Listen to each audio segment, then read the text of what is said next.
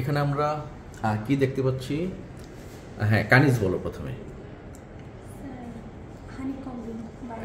হ্যাঁ, very good, একদম হানিকম্বিং। তুমি দেখছো যে একদম টিপিক্যাল হানিকম্বিং, কিন্তু মনে হচ্ছে না যে মৌচাকের বাসার মতো? মৌচাকের বাসার মতো একদম মনে হচ্ছে, এবং বাইল্যাটারাল। এর বাইরে পেশেন্টের রেসপিরেটরি ডিস্ট্রেস আছে, হানিকম্বিং, বাইল্যাটারাল এবং end respiratory crepes, unzip the Velcro মতো। তো পেশেন্ট ইজ ডিপিএলডি, তাই না? এটা শিওর। এবং হানিকম্বিং থাকা মানে এটা কি অ্যাডভান্সড ফেজ নাকি আর্লি ফেজ? অ্যাডভান্সড, তাই না? তখন আর্লি ফেজে গ্রাউন্ড গ্লাস থাকে, জিজিও মানে সেলুলার স্টেজ, ওই ক্ষেত্রে কিন্তু তোমার ট্রিটমেন্ট আরও ভালো কাজ করে, বেটার কাজ করে। যখন হানিকম্বিং হয়ে যায়, honeycombing means this is already fibrotic, আমরা অ্যাডভান্সড ফেজে চলে গেছি। এই পেশেন্টের শ্বাসকষ্টের আর কোনো কারণ আছে কিনা? Very good. হ্যাঁ, তামজিদ যেটা বললা, আমরা একটা কজ পেয়ে যে পেশেন্টের শ্বাসকষ্ট আছে, বাইল্যাটারাল হানিকম্বিংয়ে আইএলডি বলে তুমি তাকে ছেড়ে দিলা, ডায়াগনোসিস করে ফেলা র্যাপিডলি, অত র্যাপিডিটির দরকার নেই। এখানে দেখো তুমি আরও কারণ খুঁজবা যে এটা কি, দিস ইজ এখানে ইমফাইসোমেটাস বুলা আছে, তাই না? ইমফাইসোমেটাস বুলা আছে, তারপরে এই যে এখানে দেখো, এখানে তোমার বুলা আছে। তো পেশেন্টের আসলে সিওপিডি এবং আইএলডি দুইটাই আছে।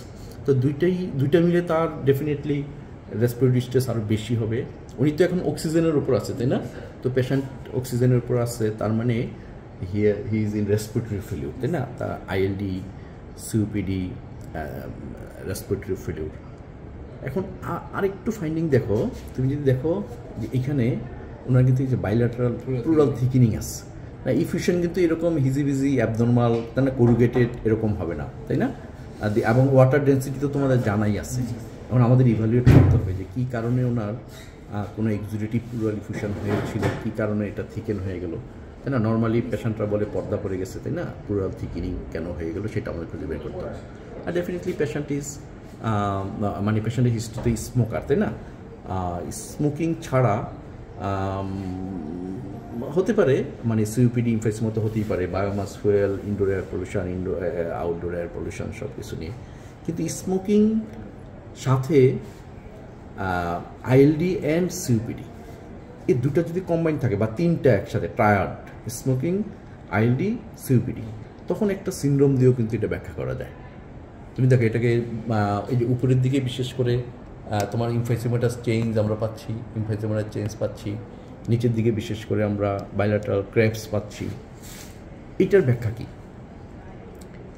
হ্যাঁ, Tamjid, combined pulmonary emphysematous, CPFE, combined pulmonary fibrosis and emphysema. কোনো একটা পেশেন্টের ধরো যে আলাদাও হতে পারে, তার আইএলডি যার হয়েছে তার সিওপিডি হয়েছে, বা যার সিওপিডি হয়েছে তার আইএলডি হয়েছে। আবার একটা অনেক সময় কমিটেড থাকতে পারে, যে patient smoker patient genetically determined যে তার দুইটাই হবে, একই সঙ্গে তার দুইটাই থাকবে। সেটার নাম হলো কম্বাইন্ড পালমোনারি ফাইব্রোসিস অ্যান্ড ইমফাইসেমা, সিপিএফই। সেটাও তোমার হতে পারে। এবং সিপিএফির প্রগনোসিস কী হবে?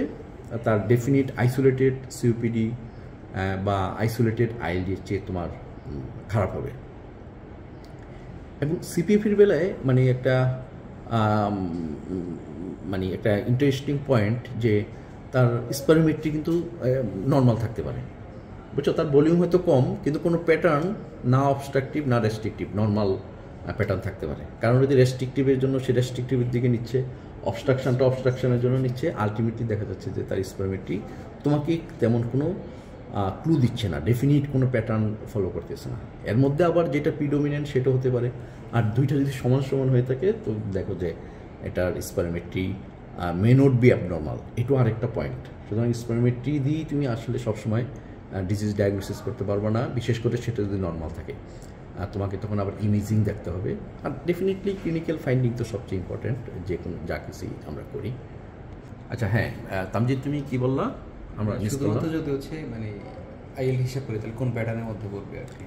হ্যাঁ, যদি তুমি শুধুমাত্র আইএলডি হিসাব করো, না শুধুমাত্র আইএলডি কেন, তুমি যে কোনো কন্ডিশন, সেটা শুধু আইএলডি থাকুক, আইএলডির সাথে সিওপিডি থাকুক, তার কিন্তু একটা প্যাটার্ন থাকবে, তাই না? আমি যাই হই না কেন, আমার একটা তো নাম থাকবে, তাই না? আমার নাম আমিনুল ইসলাম, আমার একটা নাম থাকবে, সেটা আমি যে সিচুয়েশনেই থাকি না কেন।